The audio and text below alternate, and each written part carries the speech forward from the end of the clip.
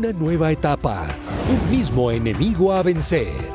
El distanciamiento individual responsable es nuestra meta y nuestra obligación para sacar a Colombia adelante unidos con un mismo propósito. El coronavirus es real. No bajemos la guardia. Recuerde las principales medidas para el autocuidado suyo y de su familia. Lavado constante de manos. Distanciamiento físico de 2 metros en todo momento. Uso correcto y permanente del tapabocas. Limpieza de zapatos y prendas de vestir. Solo con cultura ciudadana y responsabilidad individual le ganamos al coronavirus. Colombianos, muy buenas tardes. Los saludo una vez más desde la sala del Consejo de Ministros en la Casa de Nariño, la casa de todos los colombianos. Le damos la bienvenida a nuestro espacio de prevención y acción, dándole gracias a Dios y pidiéndole siempre por nuestro país. Agradeciéndole a todos los que trabajan intensamente para salvar vidas en medio de la pandemia y también a todos los colombianos que se han ido adhiriendo a las normas para que tengamos un distanciamiento individual responsable.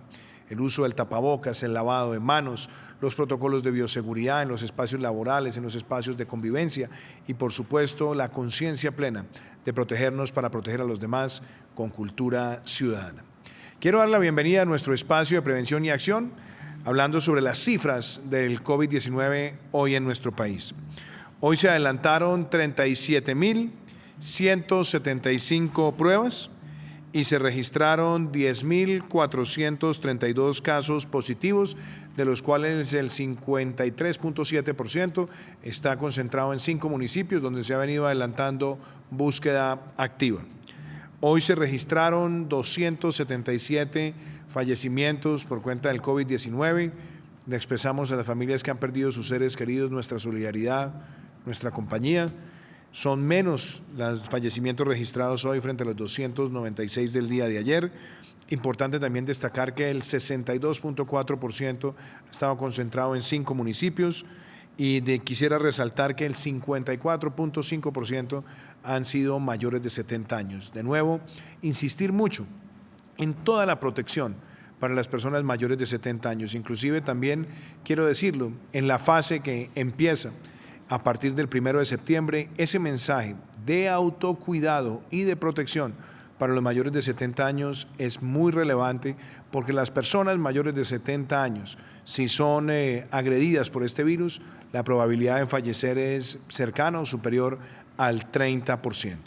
Quiero también destacar que desde el punto de vista acumulado, ya en nuestro país hemos registrado 2.458.866 pruebas PCR, se han descartado 1.984.019, se han registrado de manera acumulada 562.128 casos positivos, de los cuales el 92% ha estado atendido en casa, el 13.8% ha estado en hospitalización y el 0.3% ha estado en unidad de cuidado intensivo. Y hoy quiero transmitirle a los colombianos algo muy importante, y es que hoy se ha cumplido una marca, una meta, un hito fundamental, y es que los recuperados el día de hoy ya superan el 70%, y esto quiere decir que tenemos 395.470 recuperados. Solamente el día de hoy tuvimos 11.299, pero ese mensaje es fundamental. El 70% de las personas agredidas por el COVID-19 en nuestro país están recuperadas. Importante hito que se logra hoy. También quisiera describir algunas de las cifras internacionales. El mundo registra para hoy 23.741.562 casos de COVID-19 acumulados. Hay casos activos 6.698.646. Recuperados son 15.399.788 y el mundo registra 815.476 fallecidos. Así que damos entonces inicio también a nuestro espacio y hoy quiero compartirles a ustedes también una historia de recuperación. Es la historia de Gloria Chica, una mujer de 47 años que se vio afectada por la enfermedad y que hoy nos comparte cómo la adquirió, hoy nos comparte cuáles fueron sus síntomas y también cuáles son los mensajes de autocuidado que le quiere dejar a toda nuestra nación. Conozcamos el caso de Gloria Chica. Gloria Chica, auxiliar de enfermería, 47 años, positivo para COVID-19. Gloria es una profesional de salud que desde el inicio de la pandemia ha trabajado de frente en las primeras filas contra el COVID-19. Yo empecé con un malestar general, dolor en el cuerpo. Luego empecé en la noche, me dio mucha fiebre. Pero a medida que pasó el tiempo, los efectos del virus comenzaron a manifestarse de manera más fuerte, por lo que tuvo que ser internada en una clínica. Estuve en cuidados intensivos por 5 días. Los 2 primeros días tuve necesidad, en regulares condiciones, iban a tomar la decisión de intubarme. Tras esta experiencia que casi le arrebata la vida, Gloria comenzó lentamente un proceso de recuperación. Y empezar a hacer mis cosas poco a poco, porque uno queda muy débil y aunque uno quiera y se sienta muy bien, no logra como hacer las cosas del todo bien. Y como testigo directo de la lucha que el personal médico del país libra día a día contra el COVID-19, aprovecha esta oportunidad para agradecerle a sus colegas por su entrega y profesionalismo que le permiten hoy contar su testimonio de vida. El médico es la cabeza de todo este proceso, pero de ahí dependen muchísimas cosas. Están las enfermeras, los auxiliares de enfermería, los técnicos de rayos X, los de farmacia, los camilleros, las niñas de oficios varios, todo es un grupo de personas que ayudamos, siempre con un mismo fin, de sacar adelante al paciente, de ayudarlo a salir, de salvar vidas. Y también como sobreviviente del COVID-19, invita a los colombianos a seguir manteniendo las medidas de autocuidado con toda rigurosidad. ¿Qué es mejor prevenir? Es mejor prevenir el COVID que vivir el COVID y salir del COVID. Es mejor la prevención y el autocuidado es súper importante. Con disciplina y autocuidado, también somos responsables con la vida. Le agradecemos a Gloria Chica que nos ha enviado su mensaje, no solamente de cómo se recuperó, sino también ese llamado al autocuidado, a la responsabilidad y al distanciamiento individual. Y también quiero hablarles hoy del PAEF, del Programa de Apoyo al Empleo Formal, que sigue protegiendo puestos de trabajo en la micro, pequeña, mediana y gran empresa. Aquí vamos a ver un caso que es el de Elastoplast Limitada, una compañía que a lo largo de las últimas décadas ha venido trabajando en producir piezas para electrodomésticos y para otro tipo de servicios, como es el caso del sector automotriz. Elastoplast, gracias al PAEF, a ese subsidio del 40% del salario mínimo legal vigente para aquellas empresas que han visto reducida su facturación un 20% o más en el marco de la pandemia y que lo vamos a extender hasta el mes de diciembre con el apoyo del Congreso de la República, está protegiendo puestos de trabajo y ayudando a seguir construyendo país. Así que les quiero mostrar este caso de Elastoplast Limitada y cómo se beneficia del PAEF. Elastoplast Limitada es una empresa familiar de 45 años en el mercado nacional. Fabricamos piezas en caucho, inyección de piezas en plástico y poliuretano y atendemos los sectores de electrodomésticos, farmacéutico y hacemos piezas también de alta precisión para mobiliario. Nosotros nos enteramos de los beneficios del PAEF por las intervenciones del presidente en sus alocuciones diarias. Inicialmente la empresa verificó que cumpliera con todos los requisitos exigidos. Se radicaron los documentos ante el banco y después de unos 20 días el banco nos dio su respuesta afirmativa. Nosotros hemos recibido este beneficio en los 2 últimos meses, en el mes de mayo y en el mes de junio. Gracias a estos auxilios, la empresa ha logrado mantener su nómina completa y hemos direccionado nuestros propios recursos para atender la contingencia del COVID-19, logrando fabricar y desarrollar protectores faciales que promueven la protección adicional de los tapabocas. Esperamos que esta pandemia pase lo más pronto posible para poder seguir generando empleo y salir adelante con nuestra economía.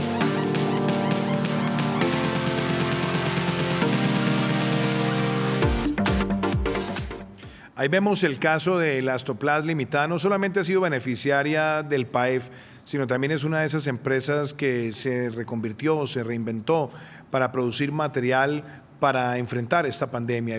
Veíamos en pantalla las máscaras, los tapabocas y otros productos. Y hoy también quiero, en este espacio de prevención y acción, hacer nuevamente ese llamado a la nueva etapa que empieza a partir del 1 de septiembre, ese aislamiento selectivo y el distanciamiento individual responsable.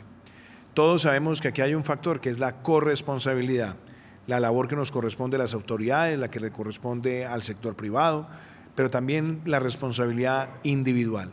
Y algo muy importante, protegernos significa que sea nuestra responsabilidad. Así que quiero que vean este mensaje de por qué la insistencia en que en esta nueva etapa de aislamiento selectivo y de distanciamiento individual responsable es en nosotros donde también está la llave del éxito como país. Veámoslo.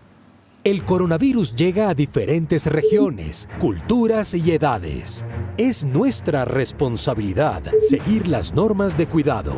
Si no uso el tapabocas o me lo pongo mal, es mi responsabilidad exponerme al virus. Si hago reuniones en casa y sin importar si salgo contagiado o contagio a mis tíos, papás o abuelos y los pongo en alto riesgo, es mi responsabilidad. Esta pandemia lleva varios meses en el mundo y pasará un largo tiempo hasta que llegue la vacuna. Es mi responsabilidad si desencadeno graves consecuencias o muertes. Y frente a esta nueva etapa, que es la que empieza en el mes de septiembre, y como lo hemos dicho, viene acompañada de la extensión de la emergencia sanitaria por 90 días, pero que vamos a iniciar esta primera etapa del aislamiento selectivo y el distanciamiento individual responsable durante todo el mes de septiembre. Vamos a estar observando el comportamiento de la pandemia, cómo van las medidas, cómo avanzan los protocolos, cómo se articula toda la capacidad de respuesta con gobernadores y alcaldes. Es muy importante también que las preguntas que ustedes se hacen, qué se puede hacer, qué no se puede hacer, cuáles son los elementos centrales de restricción, pues yo quiero que hoy en este espacio de prevención y acción las abordemos con el Ministerio del Interior, con el Ministerio de Salud. Está conmigo el viceministro del Interior, Daniel Palacios, pero antes de darle la palabra a él para que entremos a los detalles que muchos de ustedes se preguntan, quiero que veamos este mensaje que de alguna manera resume cómo va a operar el país en esta nueva etapa donde está presente el aislamiento selectivo y el distanciamiento individual responsable. ¿Cuáles son las actividades no permitidas durante la nueva fase de aislamiento selectivo que comienza a regir a partir del 1 de septiembre? En ningún municipio del territorio nacional se podrán habilitar los siguientes espacios o actividades presenciales: eventos de carácter público o privado, así como eventos de carácter social que impliquen aglomeración de personas, por ejemplo, conciertos. Los establecimientos y locales comerciales de baile, de esparcimiento y diversión, bares y o discotecas. No se permitirá el consumo de bebidas embriagantes en espacios públicos y establecimientos de comercio. Sin embargo, se permite el expendio de estas bebidas. Es importante recalcar que en todo caso, para iniciar cualquier actividad, los municipios y distritos sin afectación, de baja afectación y de moderada afectación de coronavirus deberán cumplir con los protocolos de bioseguridad que establezca el Ministerio de Salud y Protección Social.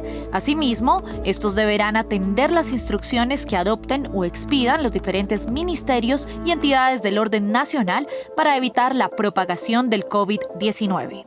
También es obligatorio que los alcaldes de los municipios y distritos soliciten la autorización al Ministerio del Interior para la implementación de planes piloto en establecimientos y locales comerciales que presten servicios de restaurantes y bares para el consumo de bebidas embriagantes dentro del establecimiento o local y o para la realización de ferias empresariales.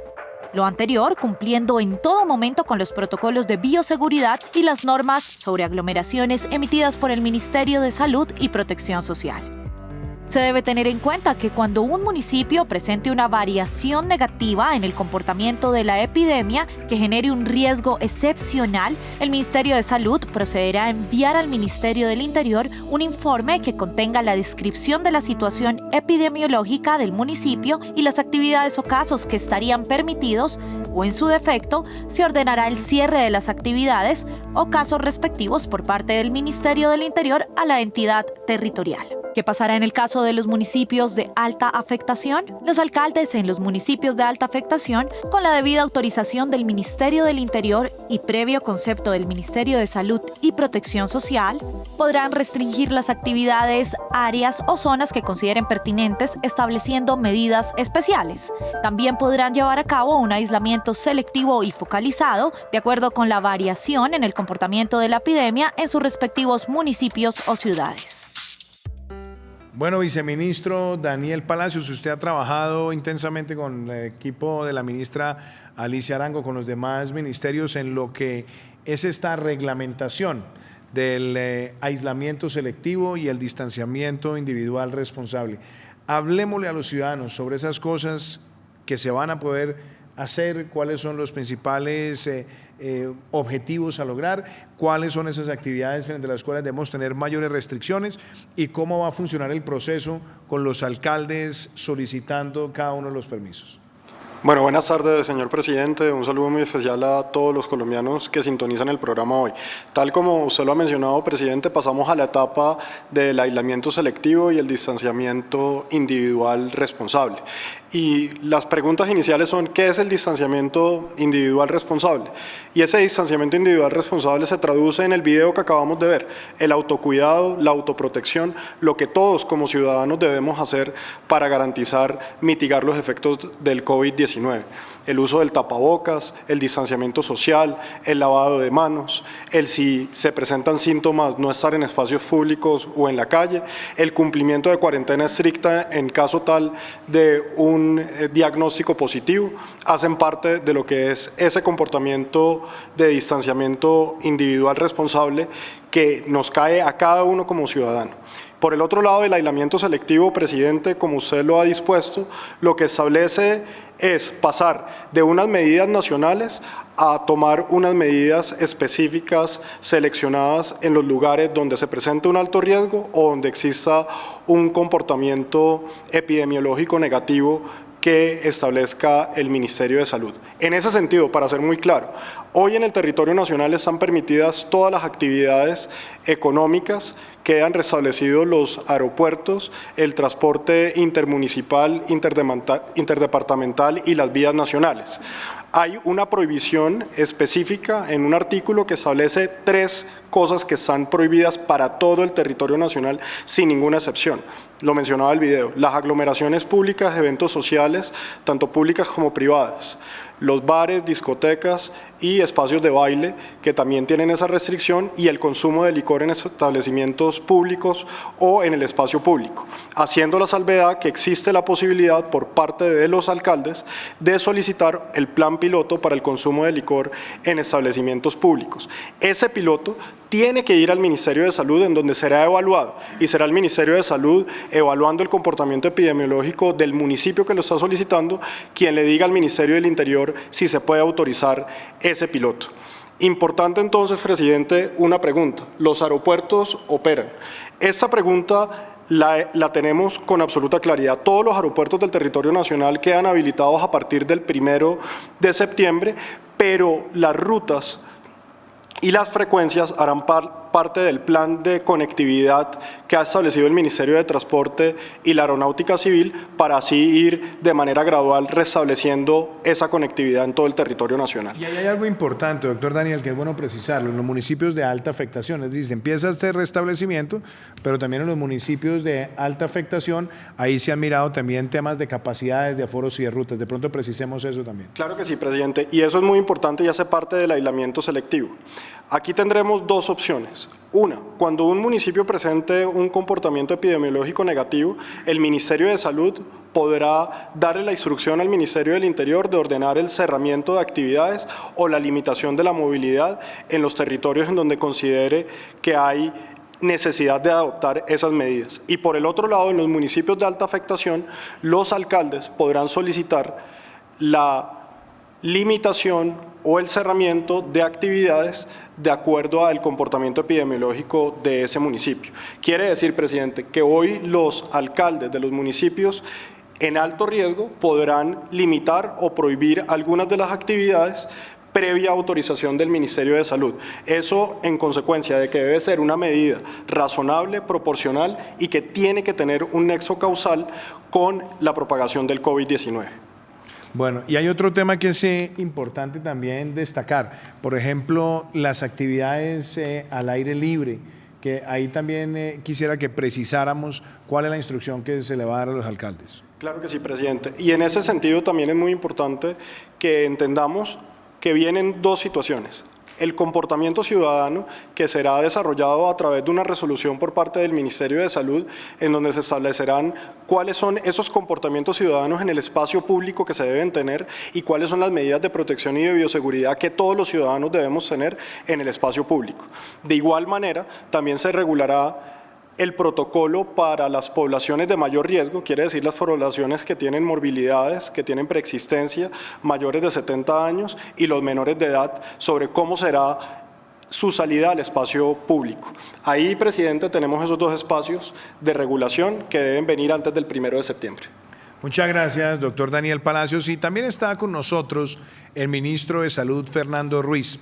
Y algo que es importante, ministro, temas que hemos visto hoy recuperados, ya superamos el umbral del 70%, una noticia tan importante para los colombianos que obviamente nos tiene que llevar a que no bajemos la guardia, que todos sigamos con mucha responsabilidad, pero también hay algo que yo quisiera destacar. A lo largo de estos meses se han avanzado mucho en los protocolos para distintos sectores. Esos protocolos han ido teniendo adherencia por parte del sector privado y también de la ciudadanía, y serán fundamentales en esta nueva etapa del aislamiento selectivo y obviamente del distanciamiento individual responsable. Así que me gustaría, antes de escuchar al ministro Fernando Ruiz, que repasáramos cuál es el ejercicio que se ha adelantado en materia de bioprotocolos. Con el objetivo de proteger a la población y generar reapertura social y económica en nuestro país, el Ministerio de Salud y Protección Social ha elaborado a lo largo de estos meses lineamientos, orientaciones y protocolos para los diferentes sectores.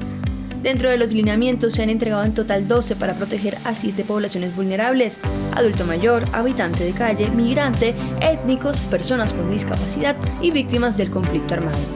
Además, 38 lineamientos que orientan al quehacer de los diferentes sectores. Los protocolos de bioseguridad parten de la Resolución 666 de 2020. Estos cuentan con la normativa para su reapertura con la premisa de evitar contagio entre las personas. Existen protocolos para el sector transporte, caficultor, infraestructura de transporte, alimentos y bebidas, museos, aeropuertos, entrenamientos, industrias culturales, entre otros, para un total de 47 protocolos de bioseguridad publicados hasta la fecha, para cambiar la forma de relacionarnos y proteger la vida de los colombianos. El reto ahora es que todos cumplamos estos protocolos desde nuestros hogares, trabajos y actividades diarias para que el retorno sea lo más seguro posible. Para consultar cada uno de los documentos se podrá ingresar a www.minsalud.gov.co. Si nos cuidamos, avanzamos.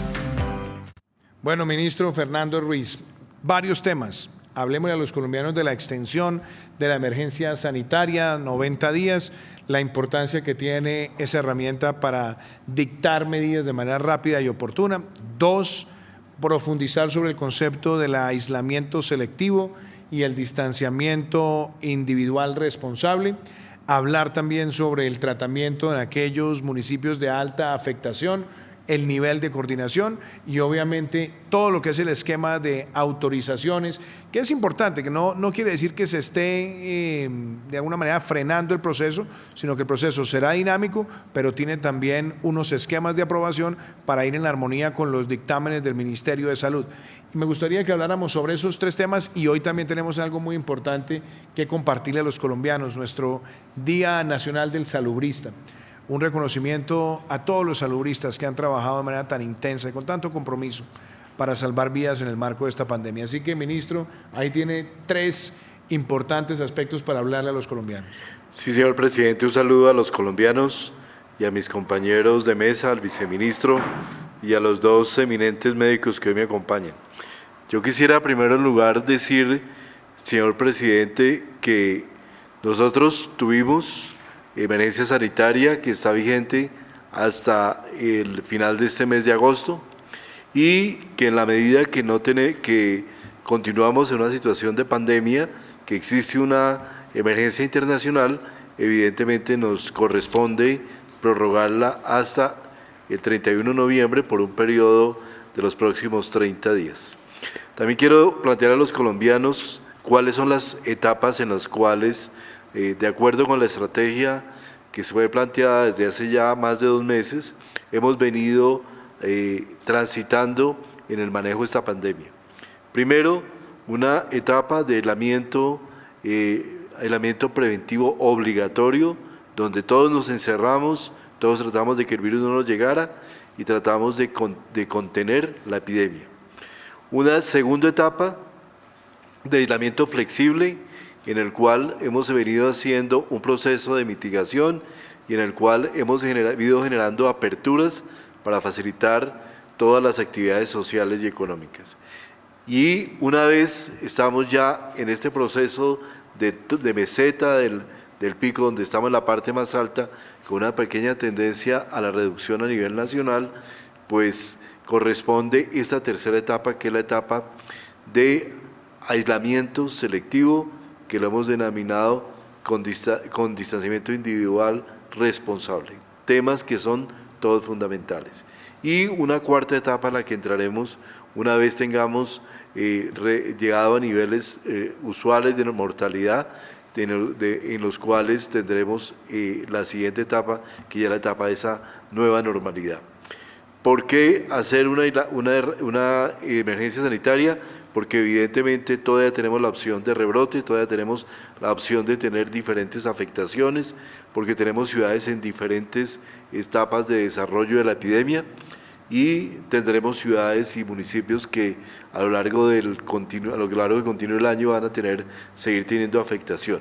De manera que este aislamiento selectivo lo que busca fundamentalmente es que aquellas personas con sospechas, tos, fiebre, dificultad respiratoria, sean aisladas inmediatamente, aquellos que tienen diagnóstico confirmado, aquellas que tuvieron contacto estrecho confirmados, que estuvieron por lo menos a menos de 2 metros por más de 15 minutos con una persona que resultó diagnosticada positiva y no tuvo elementos de protección personal, aquellas que tuvieron contacto físico por ser familiares, compañeros de trabajo físico continuo, y que lo más importante es que estas personas que una vez son sintomáticas, tienen algún síntoma o tienen estas características de contacto, deben entrar en aislamiento inmediato, incluso sin que se les haya hecho la prueba. Lo más importante, hay que hacer aislamiento para individualizar a la persona, aislarla y reducir selectivamente el contagio. Es un ejercicio que requiere la responsabilidad de todos, porque aquí nos la jugamos todos en la medida que tengamos esa responsabilidad. Por eso el Gobierno Nacional va a apoyar en mucho ese aislamiento. Para aquellas personas que tengan incapacidad se les va a pagar obviamente su incapacidad. Si la persona está en régimen contributivo y puede teletrabajar, los empleadores están motivados a que permitan e incentiven incluso el teletrabajo. Si la persona está en el régimen subsidiado, el grupo familiar tiene derecho a una compensación económica por el aislamiento que queda priorizado para recibir ayudas del Estado, y se establece una articulación muy fuerte entre la nación, los departamentos y los municipios. El aislamiento individual significa que de manera responsable todos los individuos deben acatar las normas y deben basarse en su responsabilidad para los mismos elementos que hemos siempre planteado dentro de la estrategia. Primero, uso permanente de tapabocas. Segundo, lavado de manos continuo, evitar todas las aglomeraciones y tener todas las medidas de distanciamiento físico que se han recomendado a través de las diferentes campañas masivas, pero también a través de los protocolos. Y muy importante, vamos a expedir un protocolo de bioseguridad para el uso del espacio físico. Nosotros tenemos un protocolo que marca todas las actividades del día en las actividades industriales y comerciales, que viene la resolución 666, pero a lo largo de la semana entrante estaremos expidiendo otro protocolo que va a ser muy importante para la población colombiana y que invitamos a que todos lo lean y lo consulten, que va a ser un protocolo sobre cómo comportarnos en los espacios públicos. ¿Por qué? Porque definitivamente hasta el momento en que estábamos en aislamiento obligatorio, el lugar de contagio más probable era la vivienda, la casa en la que vivíamos. Ahora que estamos en un entorno de apertura, el lugar donde tenemos más probabilidad de contagiarnos es el trabajo, el espacio público, las áreas de recreación. Por lo tanto, hay que tener eso en mente y tener la claridad de poder actuar para poder mantener esas medidas como tapabocas y demás. A quienes quieran consultar los protocolos, recordemos que hay una página web del Ministerio de Salud donde se puede, con un clic, tener acceso a todos los protocolos y lineamientos que ya están publicados y que en los que todos podemos consultarlos. Hay otros aspectos importantes en el decreto que se va a expedir para continuar en los próximos, a partir del 1 de septiembre. Solo los municipios de alto riesgo pueden hacer cierre, como decía el viceministro, con el concurso del Ministerio de Salud, con recomendación y con un decreto expedido a través del Ministerio de Interior. La población en riesgo, siguen siendo población en riesgo. Aquí no es que se haya reducido el riesgo para los mayores de 70 años, incluso si tenemos mayor circulación, el riesgo se va a incrementar, de manera que las medidas de distanciamiento físico y de uso de tapabocas y todos los cuidados para los mayores de 70 son aún más importantes. Tenemos que tener mucho cuidado con lo que son los centros días, los grupos donde estamos, los establecimientos donde tenemos adultos mayores, que son fuente importante de mortalidad, fuente importante de morbilidad, y en los cuales debemos tener todo un sistema de vigilancia específico para poder protegerlos. Y todos los llamados a las empresas y demás establecimientos para respetar los protocolos. Debemos tener todo lo que implica los espacios de trabajo, herramientas, el uso de gel, el uso continuo del alcohol. Todas estas son acciones que nos ayudan a contener la progresión de la epidemia.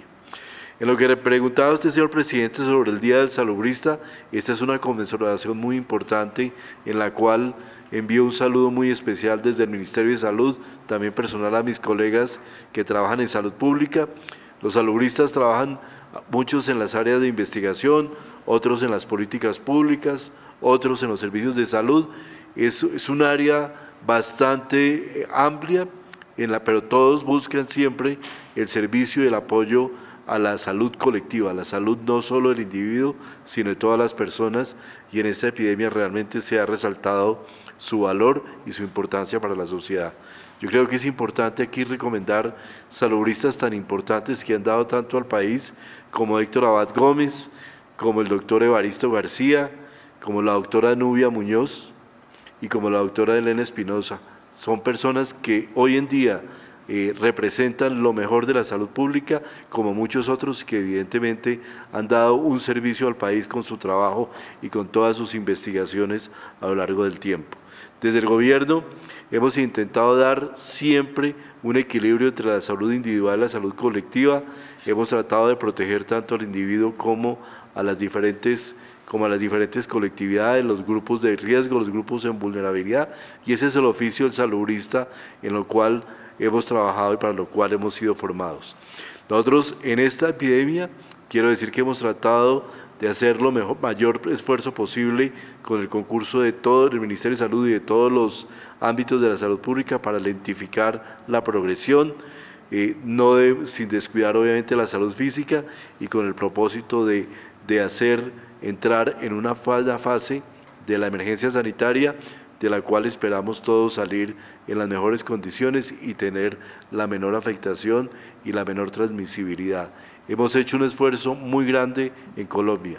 Nos queda un trecho todavía importante y es en el que no podemos bajar la guardia. Hay que mantener la guardia alta para poder efectivamente tener la posibilidad de salir de la pandemia y poder tener una nueva normalidad en la cual podamos todos disfrutar de nuestros espacios familiares y sociales. Y sobre eso, ministro Fernando, varias cosas también que es importante. Hoy nos acompañan dos eminencias de la medicina, pero usted hacía referencia también al salubrista y usted hacía referencia también al doctor Héctor Abad Gómez. Y yo quisiera también decir que justamente como colombiano me siento también muy contento y muy complacido de ver esa película que salió, El olvido que seremos, que recrea la vida de una persona que contribuyó mucho a la política de salud pública en nuestro país.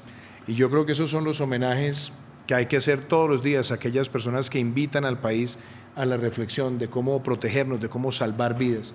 En este Día del Salubrista, a todos los profesionales del sector de la salud, a los que han estado en la salud pública, haciendo pedagogía todos los días, que están trabajando también en la prevención de enfermedades transmisibles, que están generando conciencia ciudadana, mi reconocimiento.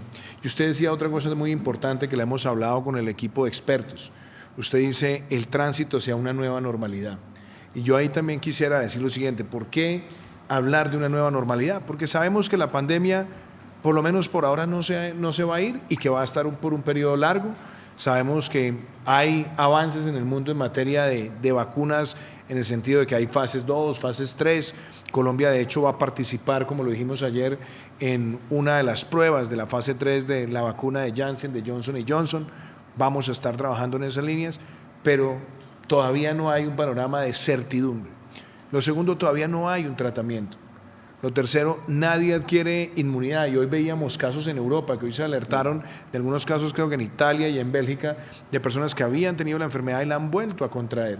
Entonces, estas reflexiones nos toca convivir desafortunadamente con este virus, pero esa convivencia la tenemos que hacer con inteligencia, la tenemos que hacer con ese distanciamiento individual responsable y el distanciamiento, como usted lo decía, saber medir siempre la distancia de no estar menos de 2 metros en la medida de lo posible, no tener una interacción muy larga con la otra persona en un espacio inferior a esa distancia, el lavado constante de manos, el uso del tapabocas, que es lo más importante también que hay que transmitir, el uso de tapabocas en el espacio público, en los espacios donde nosotros estemos trabajando, también son mensajes muy importantes. Y yo quisiera decirle a todos los colombianos que en esta etapa que empieza a partir del 1 de septiembre, iniciamos un camino hacia la construcción de esa nueva normalidad.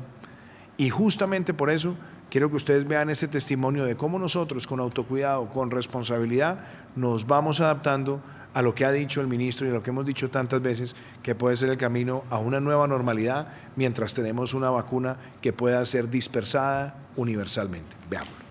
Luego de más de 170 días de pandemia por COVID-19 en nuestro país y más de 150 días de aislamiento, Colombia entra a una nueva fase de aislamiento selectivo, de distanciamiento y responsabilidad individual, así como a la implementación del programa PRAS. En esta nueva etapa estarán en bajada del pico la mayor parte de las ciudades del país y es donde se necesita evitar que existan rebrotes. Para eso, debemos tener en cuenta unas prohibiciones estrictas que tienen que ver con todos los eventos públicos y privados que tengan aglomeraciones, conciertos, discotecas, consumo de licor y la convocatoria de eventos masivos deportivos sin limitar la práctica de deportes individuales.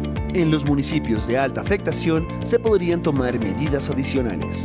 Las ciudades de alta afectación continuarán con procesos de apertura siempre con la claridad de que a la existencia de un rebrote se podrán tomar decisiones más estrictas. Posteriormente, una vez tengamos una cercanía o inmunidad de rebaño, ya sea por el agotamiento de susceptibles o se tenga la introducción de una vacuna, entraremos en etapa post-COVID-19, que sería un retorno completo a la normalidad. Si nos cuidamos, avanzamos. Bueno, y me acompaña hoy aquí en Prevención y Acción el doctor Andrés Duarte. Él es el director de Salud Preventiva y Social de la Universidad Javeriana, una eminencia en el campo de la salud preventiva. Y doctor Duarte, muchas preguntas. Yo quiero hacerle preguntas rápidas, respuestas rápidas también de su parte, pero voy a empezar con una más elemental. Usted ha acompañado este proceso para llegar a un aislamiento selectivo, a un distanciamiento individual responsable.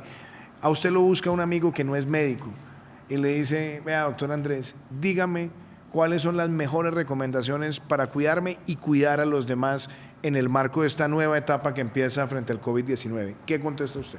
Señor presidente, buenas noches y mil gracias por invitarme nuevamente.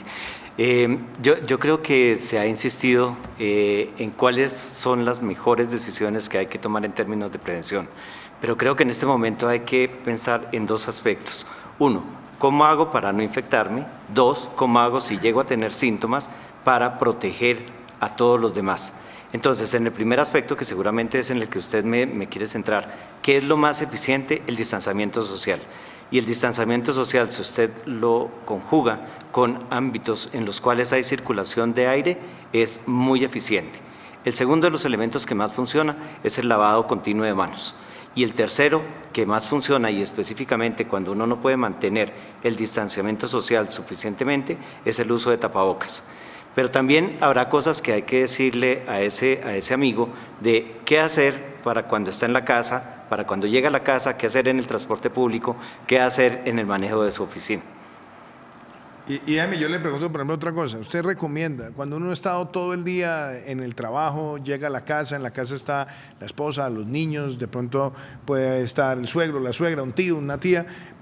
La recomendación es llegar a la casa, quitarse la ropa, darse una ducha. ¿Cuáles son esas recomendaciones prácticas también de prevención?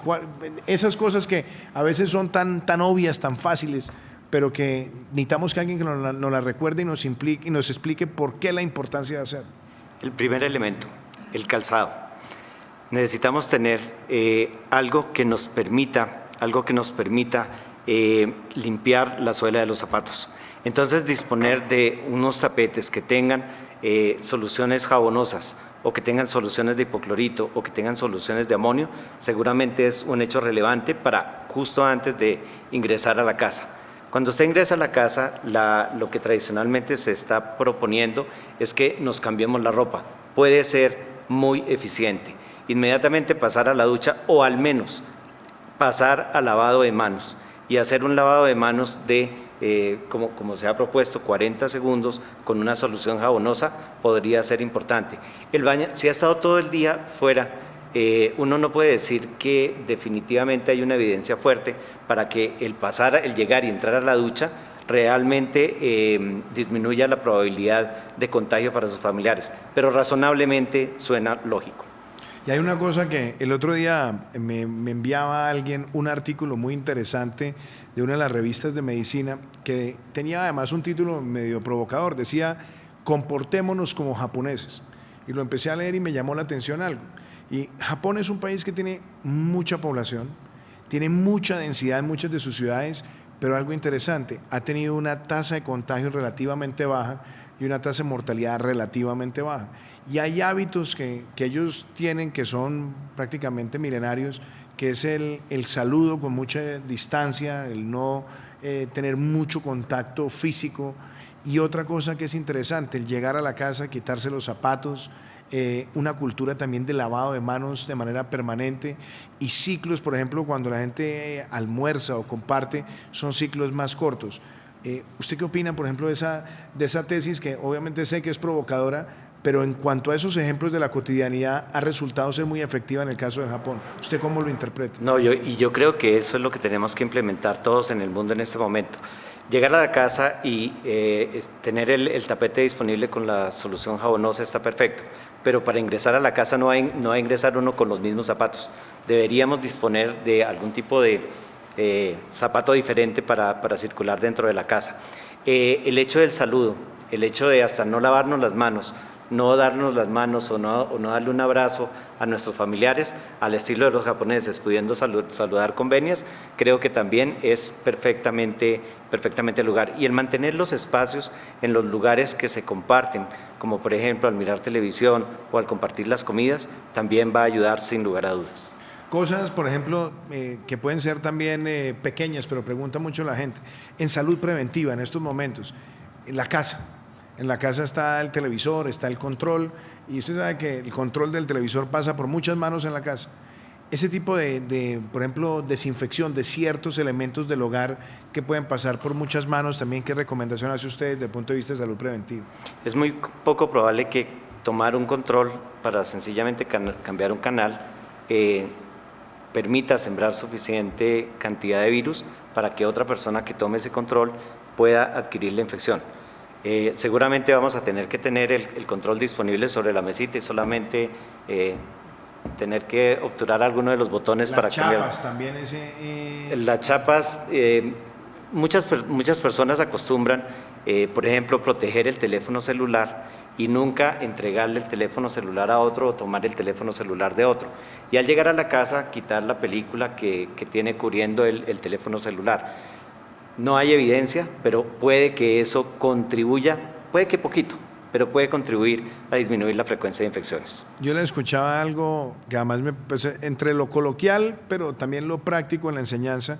Le escuchaba el otro día también a un médico decir, mire, el celular hay que tratarlo de ahora en adelante como si fuera el cepillo de dientes. Es decir, usted no deje que lo manosee otra persona, téngalo para usted, no empiece a utilizar el teléfono de otro. Mucho cuidado cuando usted acerca el teléfono de otro muy cerca al rostro. Esas son cosas prácticas. ¿Usted también esa tesis la suscribe o no? Sí, señor. Y recomendaría que muchas cosas en la casa y en la oficina sean tratadas como el cepillo de dientes. Nosotros tenemos en Colombia, por ejemplo, la costumbre que estamos en la oficina y alguien viene a servirnos los tintos y nos encanta que alguien nos atienda y nos lleve el tinto.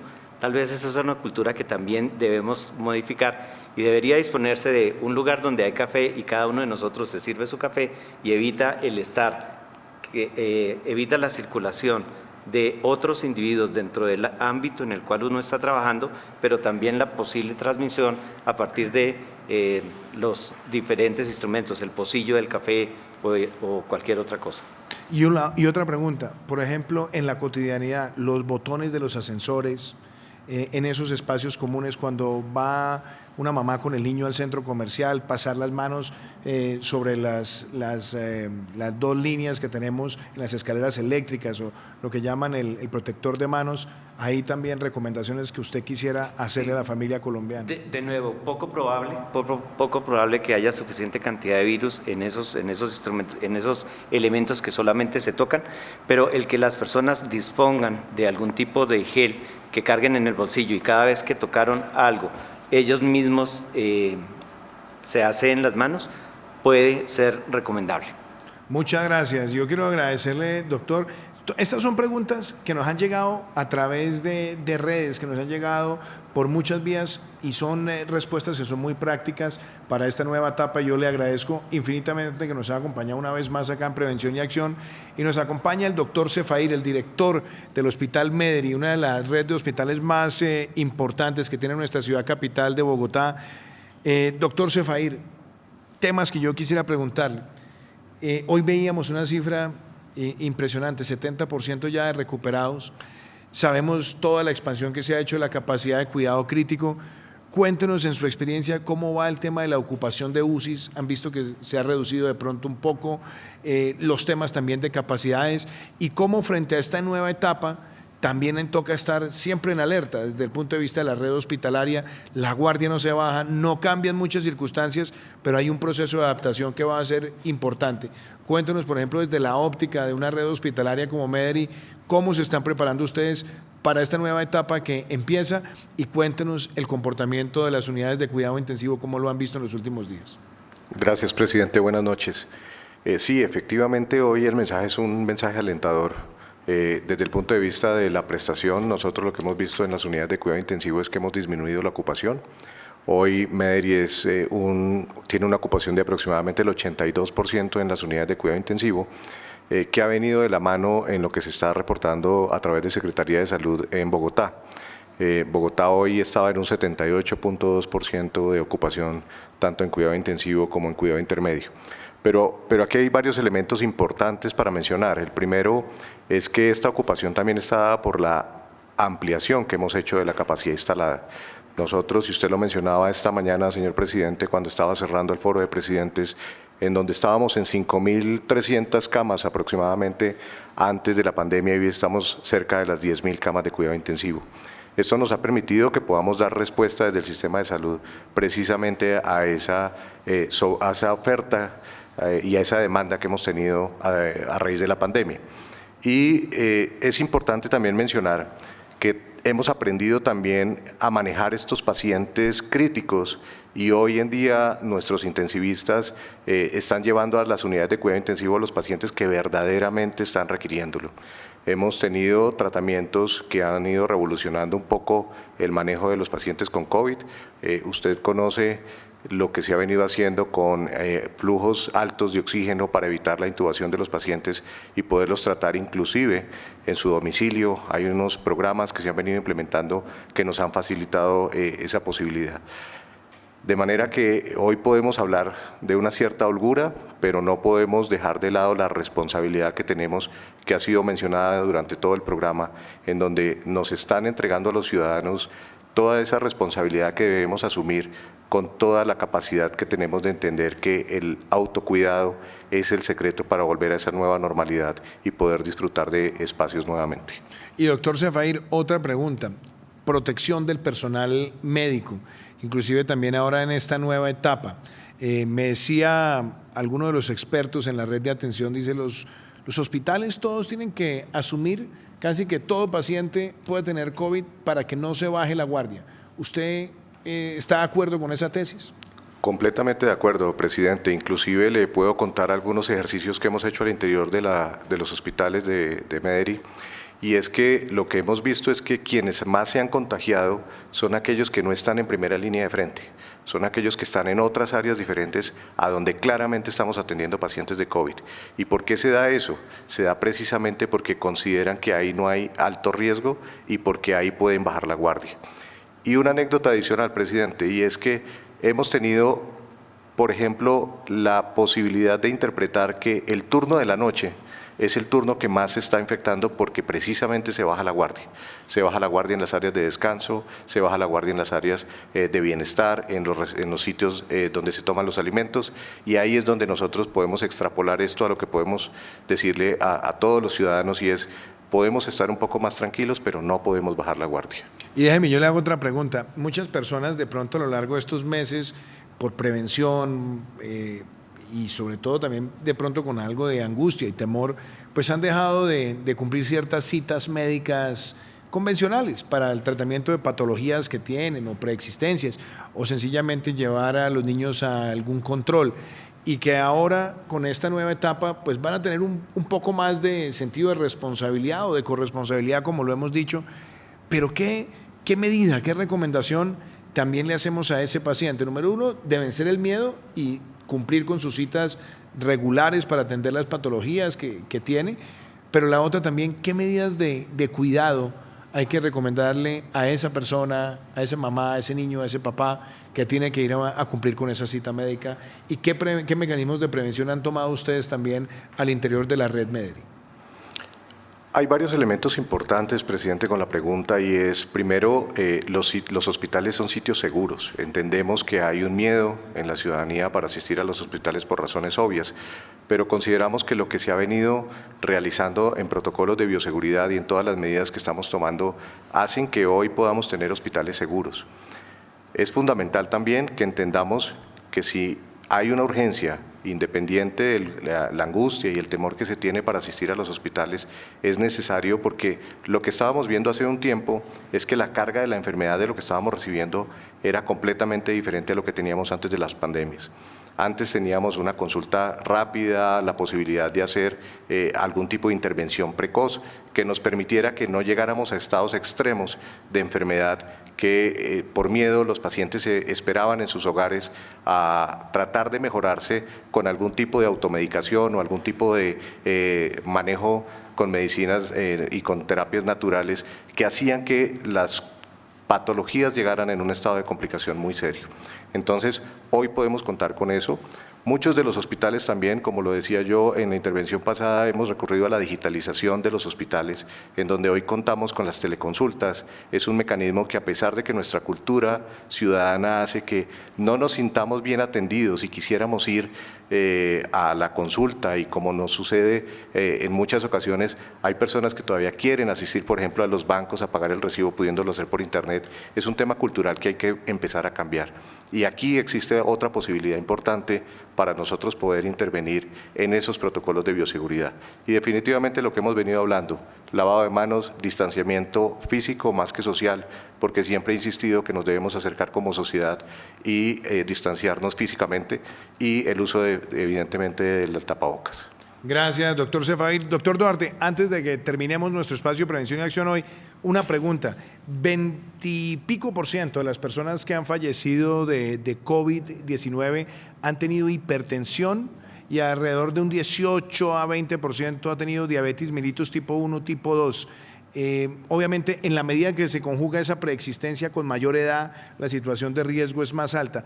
Pero, ¿qué mensaje le da usted al hipertenso, a la persona que tiene una diabetes mellitus tipo 1 y tipo 2 como protección adicional en todo este ejercicio, sabiendo que está también en una alta probabilidad de efecto letal? Presidente, yo le sumaría los obesos. Son personas con muy alto riesgo para infectarse y muy alto riesgo para enfermar o morir si son infectados. Son las personas que más deben estar prevenidas y deberían ser lo más obsesivos en términos de implementar actividades que les permitan no infectarse. Y a su vez, cuando tienen síntomas, rápidamente reportar, porque eventualmente hay opciones de manejo mejores. Muchísimas gracias y bueno, se nos agota el tiempo el día de hoy en Prevención y Acción y los quiero dejar con este mensaje de autocuidado. Inicia una nueva etapa, la etapa del aislamiento selectivo, la etapa del distanciamiento individual responsable y está en nosotros seguir protegiendo a nuestro país. Esto no es un juego, todos tenemos que tener la guardia en alto, protegernos y proteger a los demás. Los dejo con este mensaje y mañana estamos con ustedes a las 6 de la tarde en Prevención y Acción y seguiremos hablando de todo lo que será el proceso a partir del 1 de septiembre. Que Dios los bendiga y muchas gracias. El coronavirus no es una gripa ni un invento. Las cifras de contagios y de muertos son reales, no solo en el mundo, sino en Colombia. Los adultos mayores de 70 años son una población muy vulnerable al coronavirus. Un gran porcentaje de los contagiados no presentan síntomas y sin saberlo pueden afectar a otros con enfermedades preexistentes o sin saber contagiar a un ser querido que no sobreviva al COVID. Lavarse las manos, usar tapabocas correctamente, aplicar el distanciamiento físico, usar alcohol glicerinado para limpiar superficies y el gel antibacterial sí son efectivos para prevenir el contagio. Había una vez un cuento para nunca olvidar. Sin tapabocas no salgas, le grita mamá. Ahora hay un renacuajo sin cuento por contar. Cuando tengas que salir de casa, no olvides usar el tapabocas. El COVID no es un cuento. Recuerda también quedarte en casa, lavar tus manos y mantener el distanciamiento social. Un mensaje de RTVC, Sistema de Medios Públicos.